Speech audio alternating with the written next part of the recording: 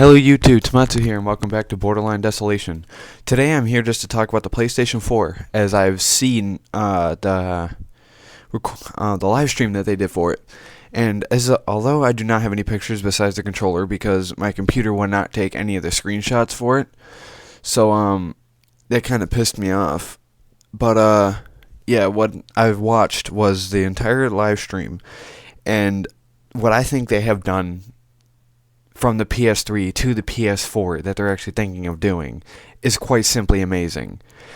For people who do live streams and all that, which I wish I could do if more people would follow me and everything and watch them and everything, right from the controller, there's actually a share button on there that when you hit it, it brings you up to a live stream.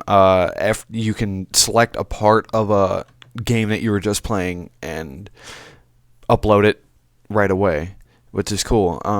It's linked with Facebook, of course all systems are now, but I mean it's really linked with Facebook. Like, you can go on it, it'll show your profile. Like on PlayStation, it has its own profile. It has your picture, your actual name, then under your name would be your PSN ID. And what's cool about it is when you go to the PlayStation Store, you can see everything. They advertise games, videos, everything that you don't even know about. What they have adapted into the system is something simply amazing. It reads, it knows what you like, what you don't like, what you would want to see, what you would want to try, and all that, the kind of games you would like to play. And when you access the PlayStation Store, it would only show those unless you go and search for the other ones, which is pretty cool. I mean, you can also have it to where if you're playing a game and you're live streaming it, while you're playing, you can actually have a live stream on your system, and in your left corner, right side of the screen, you can actually have your chat where everyone that's watching you can help you out, tell you trash talk, whatever.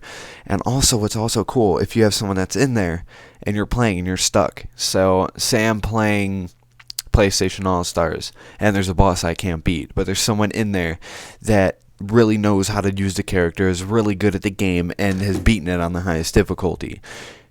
They can take over the controller, even though they're not in the same room as you. Hell, even the same country. They can sit there and play it for you, which I think is pretty good. I've seen the graphics for some of the games. It's unbelievable. It looks like HD. I mean, more than HD. If you look outside, there's your games. It's unbelievable, the technology that they're coming out with. Square Enix, of course, they're keeping up their awesome graphics. Bungie, Activision, I don't remember who else was on there, but I mean a bunch of fucking people. And for all you that can't wait to get this system, is being released the holidays of 2013. So around December 25th, I'm thinking around Christmas, PS4 is going to be released.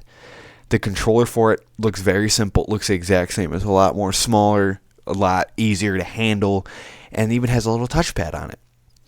And technically, the system revolves around you. You don't revolve around the system anymore. You hit that PS button when you're done. You bring it up. It'll start right up from where you quit. The games simply revolve around you as well. A couple of the games that I've seen are just simply amazing when it comes to customization, when it comes to graphics, when it comes to how the characters move, and they're even thinking more of the community. They want to get players playing together, also competitively. What they're doing with it is, you think, a typical race game.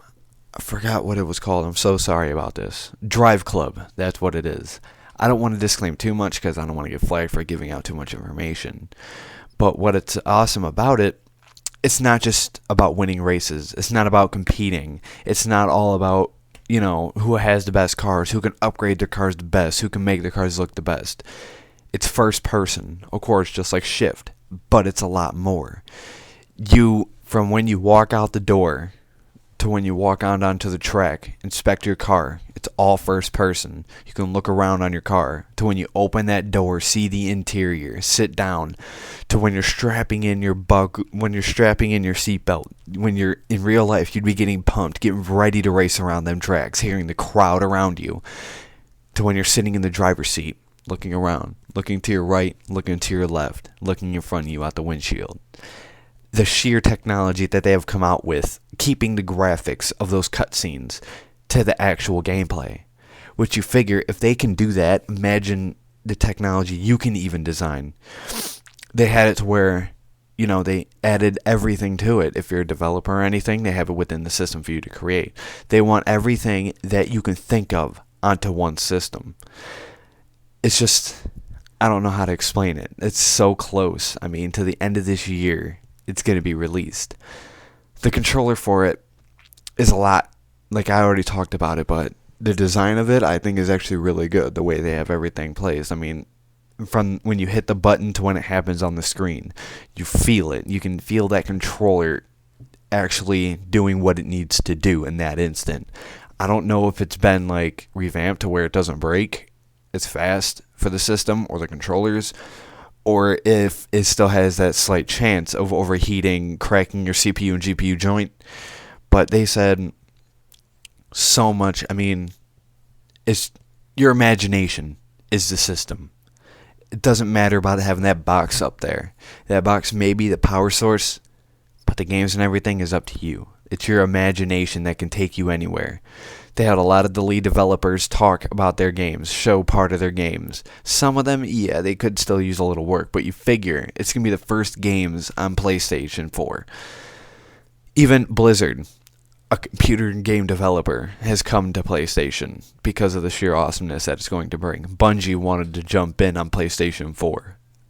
They haven't showed up on PlayStation for over a decade. So, just for Bungie, an Xbox-based game coming to PlayStation is awesome. That different companies from, PC you got coming, you got Xbox coming here. I mean, for me being mostly a PlayStation player, I can be happy to buy this system. I recommend it to everyone who would want the PlayStation 4. Also, with all the lead developers talking about it, they also showed the home screen, which is really designed really good. It's like a Facebook page.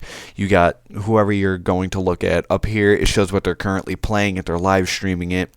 They got all their information, their trophies, their friends, hours played in that game. I mean, they show you everything just like a normal online community would show you.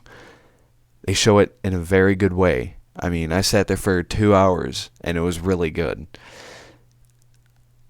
The thing I don't know about is how much it will cost or what it even looks like. So you could be saying all those images on PlayStation, one of them could be it. I don't think so, because I want to say I seen a glimpse of it in the corner, but I don't want to say anything. I mean, it didn't look too good. I'm hoping they actually did a sleek design on it, because I don't want a big hunk of plastic sitting up on my entertainment stand, but I'm just hoping it at least looks really good. The controllers look really amazing though, so I'm thinking they did really good in the system. I hope they really do care for the discs when you put them in. Like Xbox, of course, have to give the other system a demonstration. If you put in a game, it's still a tray. That's not what I like. I don't like having a tray back in like the PS1, PS2 days. Well, PS1 wasn't even a tray. But Xbox 360, even if you have the new ones, it's still a tray. And when you put the game in, you can hear it skipping around a little bit, getting ready to play. But when you start playing, you don't hear anything, because the disc is not even spinning, it's the laser. Or the disc is spinning. It depends how the system is overlaid, I guess I can say. But one little accident will jump the disc and scratch it and make it worthless anymore. PlayStation 3 and a little bit of PlayStation 2 in the later days, in the later years of its development, actually secured the disc because they knew it was more important than the system. The system breaks, yes, it's cost more money, but if you buy the game for the game, it's more important, because even if you have the system, you can't play the game once it's broken unless it's downloaded. I'm hoping for the PS4 there is a way they have to where even if you drop the system because a little cousin runs through the house and knocks it over, the system won't freeze. The game will keep being able to play. And the only thing that will happen, you have to pick it back up. You have to get your lazy ass off the couch. I'm hoping that's it. What's cool, though, they even said they're going to have PS1, PS2, PS3, and PS4 games be able to be playable. And I believe they said they would have PS4 on PS3 in case you can't afford it but it'll be a little less graphics. You'll lose some of the features on it. And they said they want all the systems to be interlinked. They want all the systems to be able to have all the technology that the PS4 is coming out with. They had some awesome demos like Watch Dogs. That was a pretty good demo. The fact that, what if you knew everything that was interconnected? Off his cell phone, he looked at a guy, got his credit card information, got his ATM, everything. Then he went, hacked the ATM, took $700 out of the bank. He got all of his information. He also got another dude that was sitting on the street homeless. He looked at him. It said he was a Iraq war veteran. Unemployed. Income was $0. And then he was walking. He seen this lady, looked on her, and then it said victim, suspected victim, and it showed the percent of how much they would actually be able to get in trouble or, be in a bad situation. So he followed her, and then he went up to this guy who was a potential suspect or the potential person that was going to hurt her, and, was able to solve the situation. He was able to hack security cameras to where it looked like he died, or to where it, just completely didn't even record what it just saw. He was able to stop trains right out the bat, be able to bring up little roadblocks. I mean, just the technology that these people are coming out with video games just for a PS4 is amazing. They all have new engines that they're going to be working with for the PS4. Then the PS3, like Square Enix, I couldn't really understand him because, he's Japanese. But, he was able to speak pretty good English. But they came out with a new engine that they decided not to use for PS3. So I think all the companies have come out with new engines to be able to use for the PS4 because of the graphics that have come up with it. Then they said the speed of the systems is unbelievable. Like, they have revamped it so much.